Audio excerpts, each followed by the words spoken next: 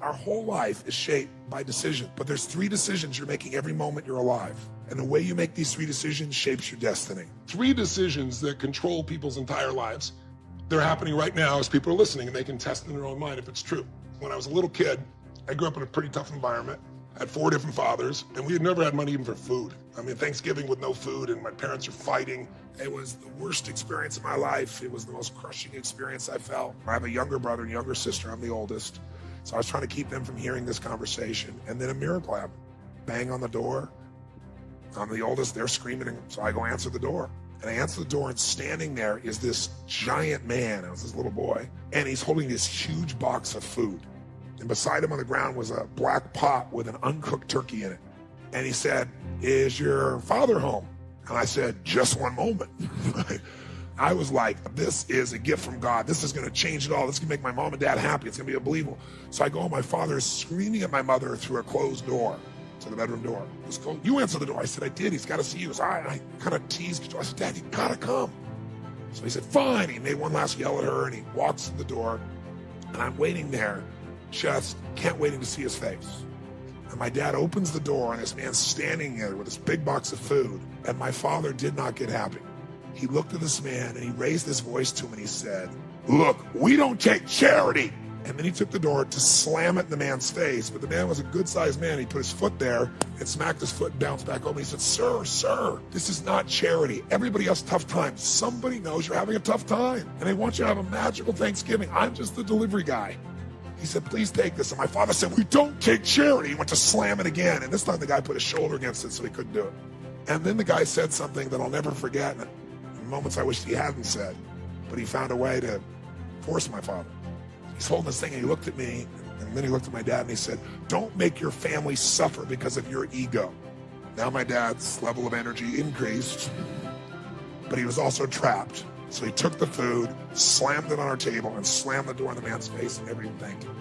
And then I thought, years I figured out, our whole life is shaped by decisions. That's what we've talked about today, right? But there's 3 decisions you're making every moment you're alive. And the way you make these 3 decisions shapes your destiny. First decision we're all making every moment is, what are you going to focus on? I realized that my father's life and my life ended up very different because we made that day 3 decisions very differently. He decided to focus on the fact that he has not fed his family. If somebody is really stressed out, they're not stressed out for no reason. It's because they're focusing on something that makes them feel stressed. They often, when they're focusing on it, it changes the body. You start to feel tight. You start to feel a certain way. And then they use language like, "I don't know what to do. Why am I so overwhelmed?" So if we change what we focus on, if we change the way we use our body, if we change our language patterns, we'll instantly feel different. Think of how do people use their body when they're worried versus when they're excited. If you learn to use your body first, use your focus first, you can literally change how you feel in moments, and then you develop new habits where you start to feel good all the time, and it isn't some phony fake pump up. It's literally the way you condition your body, just like being fit as an athlete, you want to be emotionally fit. And the second question you got to decide, every moment you're alive, including this moment, what are you going to focus on? Second question is, as you're focusing on, what does this mean? What does it mean? And the bottom line on meaning is, if you think about it, you get to make up the meaning, and most people pick the worst one, don't they?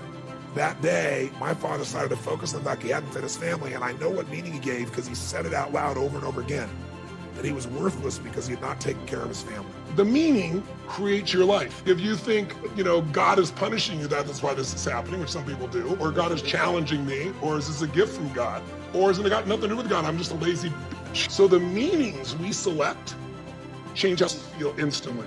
And then the final, most important decision you make every moment you're alive, what am I going to do? What am I going to do? And I'll tell you what he decided to do. He decided to leave our family shortly thereafter. 3 years ago, he passed away. He died alone. Nobody wanted to be part of it. And my life turned out very different than him. I was the only one to go to his funeral. No one else in the family would go. And I can tell you, right before his death, he got the lesson because he looked at me and he said, "Son," he said, "I was a bastard. I didn't connect with anybody, and look what I'm dying of." But what changed my life was the meaning I gave it. I decided that day that what this means is that strangers care. And if strangers care about me and my family, I decided what I was going to do is I was going to care about strangers. And that completely changed my life. I promised myself someday I'd do well enough to do this for other families like was done for me. I realized in that moment that the worst day of my life, my father leaving, had actually been the best day of my life. Because if I hadn't had that experience, I wouldn't be here today. And now because of that, I get to live this life. And I have the desire and the drive and the want to give it this way. And so I've really realized that the worst day was the best day, that was God's gift. The gift wouldn't have been there if it would have stayed. I tell you the story for a couple reasons. One is, if you want to change your life, figure out how your worst day was your best day. It'll change everything, because it is if you look for it. If you find the deeper meaning, it is. There's something in you that wouldn't be there without it. The most important decision you can make above any on the face of the earth is deciding that no matter what happens in your life, no matter what happens, you're going to live in a beautiful state. What the hell does that mean? It means that you're not going to suffer.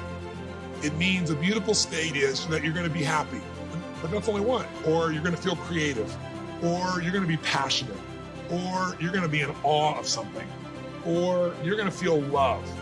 Any state that's a beautiful state is really the core essence of who you are without fear. The decision to say, I am not going to suffer, that if suffering arises, pain's one thing, suffering's another. And the way you suffer is you focus on yourself. Right.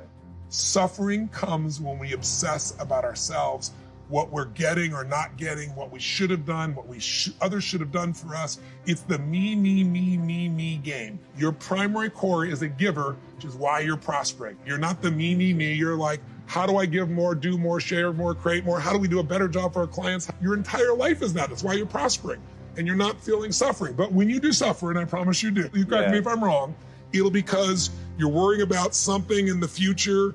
How's this going to happen? Will this come together? Suffering could be worry, it could be anger, it could be frustration. It's anything that takes you out of a beautiful state. And here's what people don't get. You can end suffering by stop focusing on yourself and focus on something you want to serve greater than yourself. Your children, your wife, your mission, your life. You can get out of it in an instant because the nature of the human mind is to constantly compare things. Life is short. We don't know how short it's going to be. But if you only had a week to live, I bet you wouldn't allow yourself to suffer over a little crap that makes you crazy normally. I think you would probably spend time with those you love. You would do what you love. You'd take awe in a sunset. You'd smell the air. You would take in everything in those final moments that you possibly do. So my thing is, why wait? Right. Why wait? Why not just decide that if I start to suffer, I know the solution, because suffering is me obsessing about me. Here's history and one thought. Good times create weak people. Weak people create bad times. Bad times create strong people. Strong people create good times.